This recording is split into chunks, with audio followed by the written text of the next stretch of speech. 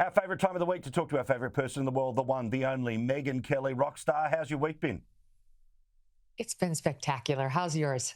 Mate, very good. Now, let's get to the biggest story in the world right now. This is the one I want to set the record straight, which is that I was watching your show and I have seen you calling out Beyonce for stealing content from our conversations.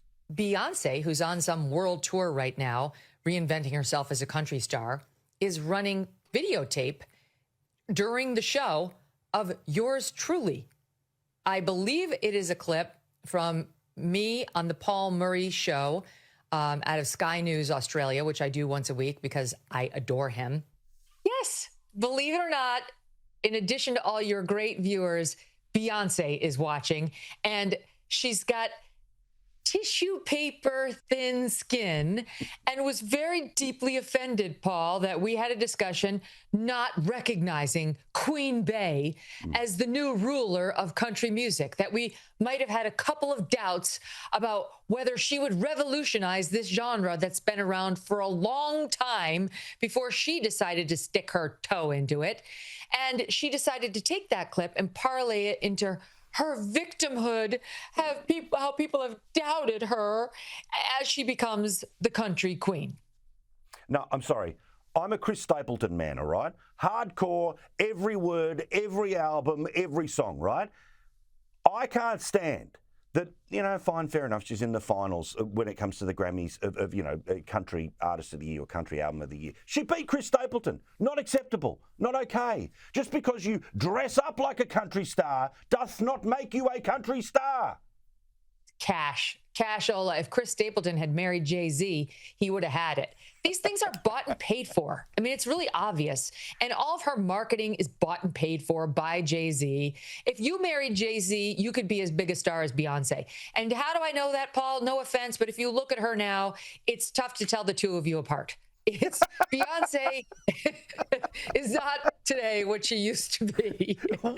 And still, she gets this glowing coverage everywhere because she's Queen Bey, because these two run around like a couple of mob bosses. If you write something bad about them, and there's certainly people in the music industry who need ongoing access, have to all hail and bend the knee at the altar of these two. Well, guess what? I don't need you at all. I'm not at your altar. I'm not on my knee. You didn't revolutionize country music. You're a glommer who used other people's big hits and catchy tunes to try to jump in last minute.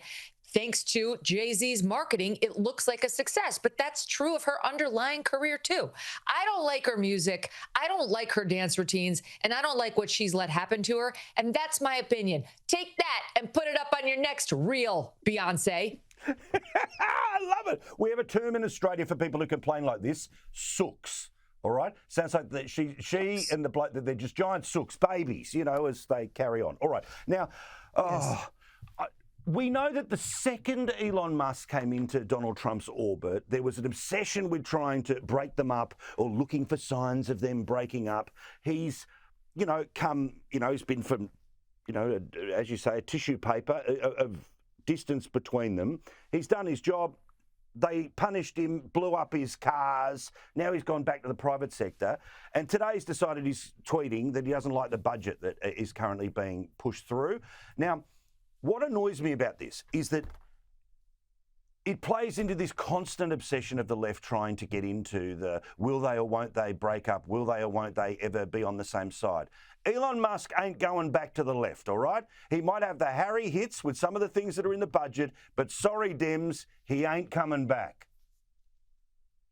There's just such a nasty, petty group of people. I don't blame Elon for objecting to the big, beautiful bill. There's a ton in there of spending that we cannot afford.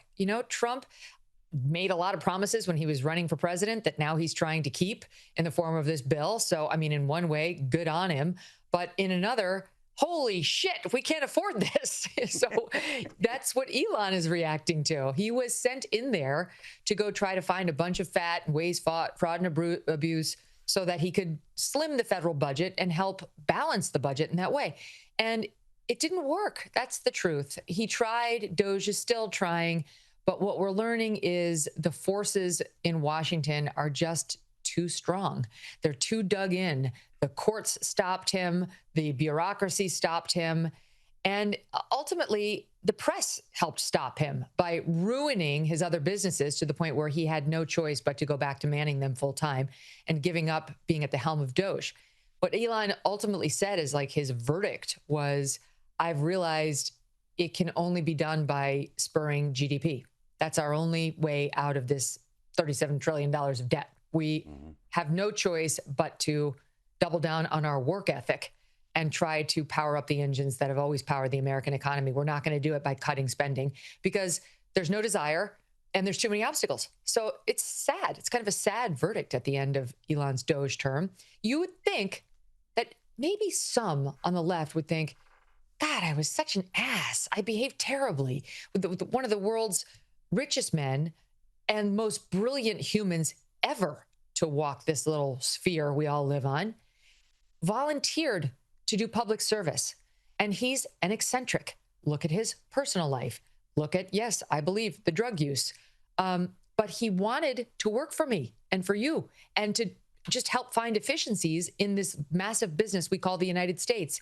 And instead of saying thank you, we put our boot on his forehead and shoved him back down the slide. And now he's leaving. He's disillusioned with politics. He doesn't want to spend his money in this lane anymore. And he's not so inclined to help with Doge either. Doesn't make him love the left any more than he was, at least temporarily in love with the right. But the whole thing is just a sad, dejecting commentary on how things actually work here in the country. And no one should be feeling good about it. The terror attack on the people who have every single week since October 7 been rallying in Boulder, Colorado as a way of trying to say, hey, we see you, we remember all the people that are still being held by Hamas.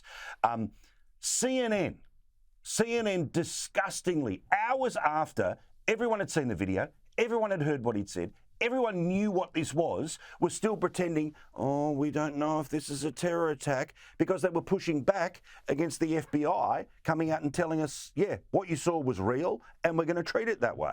That's what the FBI does. We don't step in and take over and draw conclusions 5 minutes after the attack about what happened. You normally get the local people getting way ahead on motive and the FBI saying, we don't have it yet. You now have the opposite here. And until we know that the victims were members of that of the Jewish event, we don't have the nexus. And I will believe the Denver police chief that they do not have that nexus now. And if they do, I will be the first one out here saying that that is a hate crime. But until we do, we all need to not follow the FBI's tweets. Not only the FBI, both the director, Kash Patel, and the deputy director, Dan Bongino, immediately said, this is obviously a terrorist attack. And that doesn't have to mean Al-Qaeda, right? You can see this guy out there setting people on fire. It's pretty obvious. You don't have to have a lot of expertise.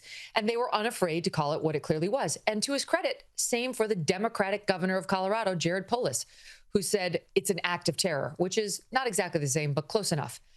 Only this local police chief, who's a big LGBTQ BLM type, was really confused about the motive, couldn't really say, like, let's not get ahead of ourselves and calling it a terrorist attack. And really the motive is unclear, even though the guy was like, free Palestine.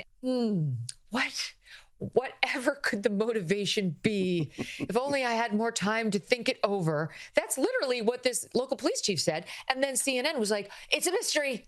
Look at the local guy. He was the responsible one, as opposed to giving some credit to one of the few times in recent history we've had an agreement between a Democratic governor and two Republican leaders at the FBI. Megyn, we love you. We look forward to seeing you next week. In the meantime, I want everyone, SiriusXM, you get the app, or find it, podcast, YouTube, Megyn Kelly Show, best show in the world. And I have a TV show. Thank you, Megyn. Thanks, Paul. See you next week.